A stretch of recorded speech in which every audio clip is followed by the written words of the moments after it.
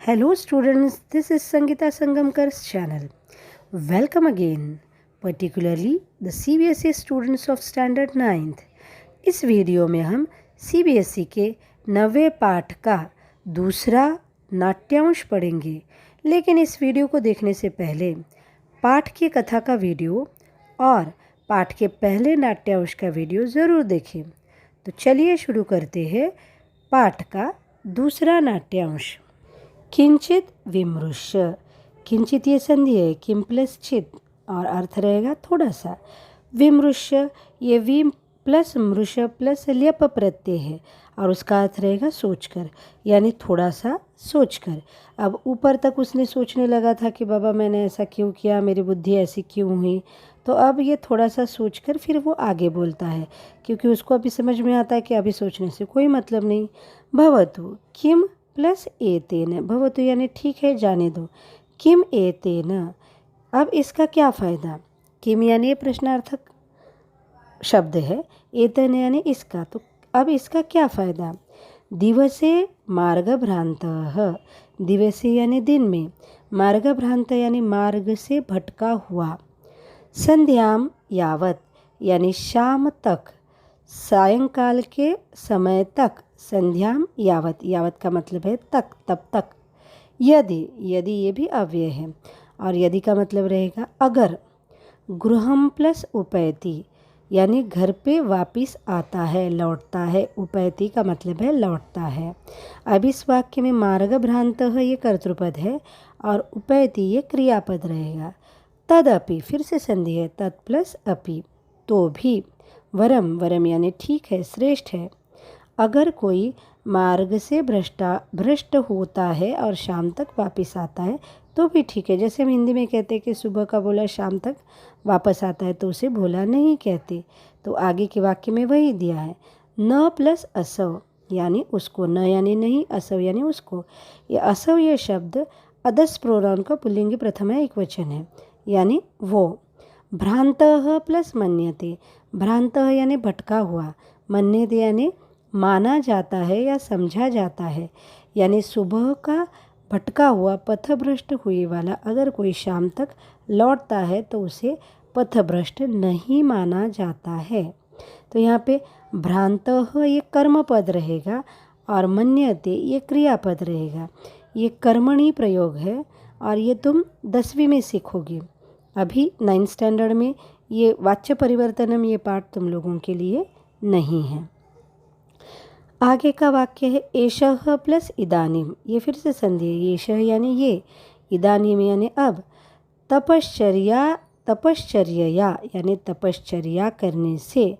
विद्याम plus अवाप्तुम, ये संधि है। विद्याम यानी ज्ञान, अवाप्तुम यानी पाने के लिए। अव प्लस अप प्लस तुमुन, ये तुमुन प्रत्यय है। पाने के लिए, नॉलेज पाने के लिए, विद्या पाने के लिए। प्रवृत्तः प्लस अस्मि, प्रवृत्तः ये विशेषण पद है, अस्मि यानी क्रियापद है, तो अस्मि क्रियापद का कर्तृपद रहेगा अहम। और प्रवृत्तः ये शब्द तपोदत्त के लिए आया हुआ है। कौन प्रवृत्त हुआ है? तो तपोदत्त। यहाँ पे तपोदत्त रहेगा कर्तृपद, विशेष्य पद, और प्रवृत्त रहेगा विशेषण पद। लेकिन इस वाक्य में तपोदत्त नहीं लिया है, हमको स्टोरी के बैकग्राउंड से ये समझना पड़ता है। आगे जलोच्छलन ध्वनि ही, जल यानी पानी, उच्छलन यानी उछलना, ध्वनि ही यानी आवाज़, तो पानी के उछलने की आवाज़ यानी जलोच्छलन ध्वनि ही। वो बैठा हुआ रहता है नदी के पास, तपस्या करते हुए एक पेड़ के नीचे नदी के पास बैठा हुआ रहता है। तो तब उसको पानी में कोई कुछ तो भी आवाज़ आती है और पानी के उछलने की वो आवाज़ रहती है। श्रूयत यानी ईज हर्ड, सुनाई देती है। फिर से ये क्रियापद जो है वो कर्मणी क्रियापद है। सुनता है ऐसे नहीं दिया है, पानी की आवाज़ सुनाई देती है, तो ये कर्मणी प्रयोग रहेगा। ठीक है, तो ये पानी के उछलने की आवाज़ जो है वो उसको सुनाई देती है, दैट इज़ जलोच्छलन ध्वनि ही। अब जैसे ही ये आवाज़ वो सुनता है वो सोचने लगता है, अय कुतः अयम।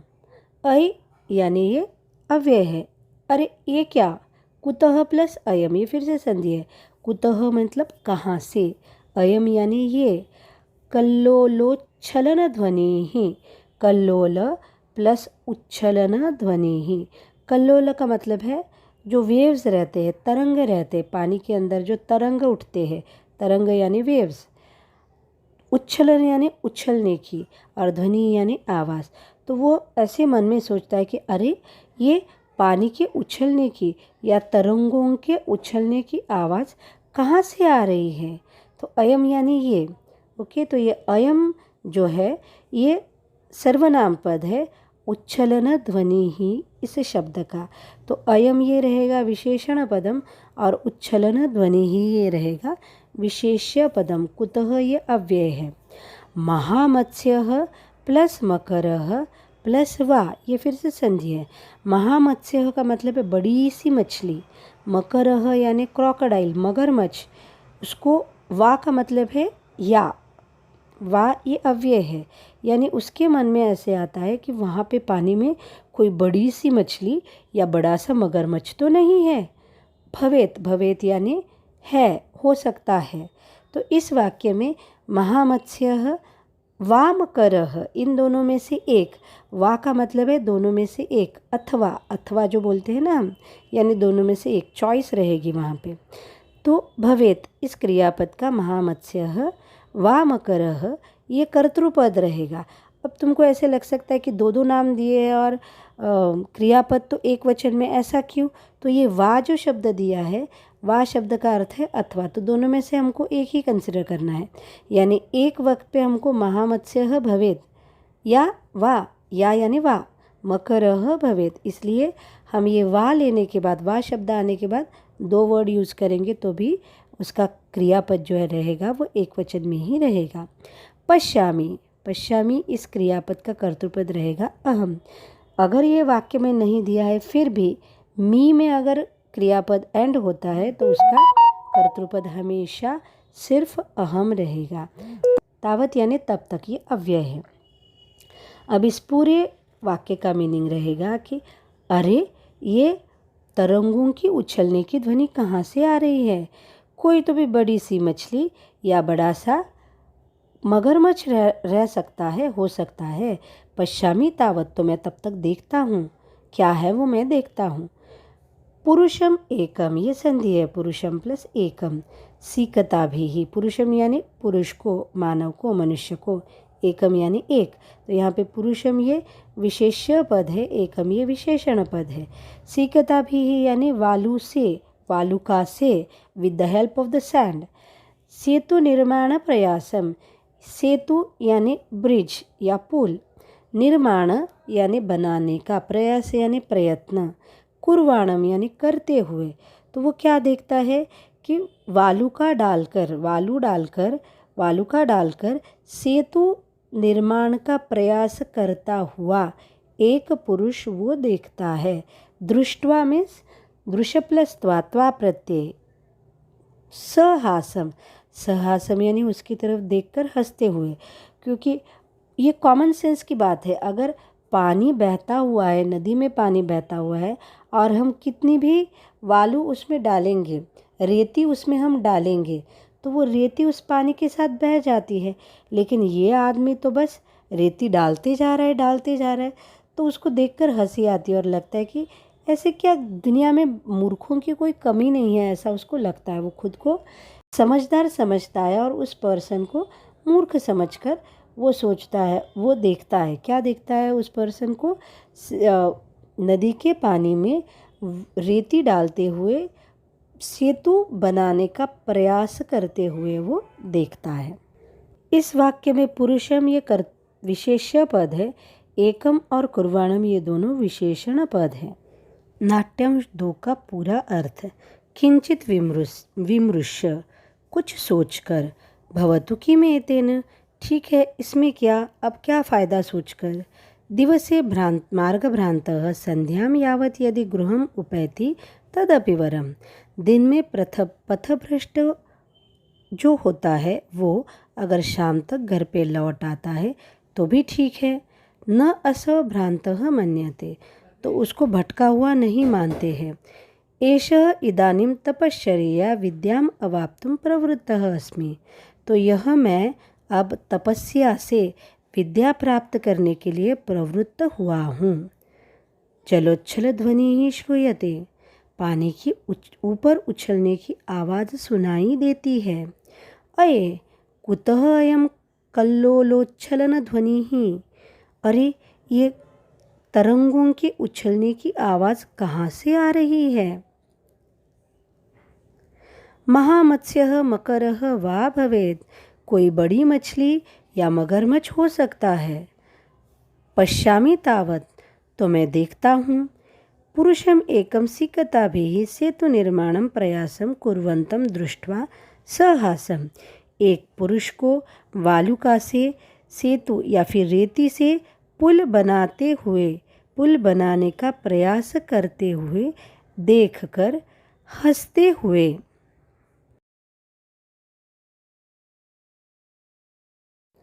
अब पढ़ते हैं नाट्यांश 2 का सारांश।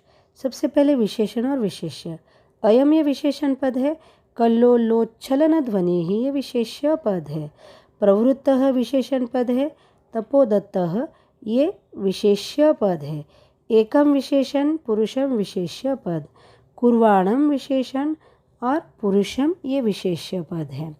अब कर्तृपद और क्रियापद, और इसमें हम कर्मपद भी देखेंगे क्योंकि इस पैराग्राफ में, इस नाट्यांश में कर्मणि वाक्य भी है।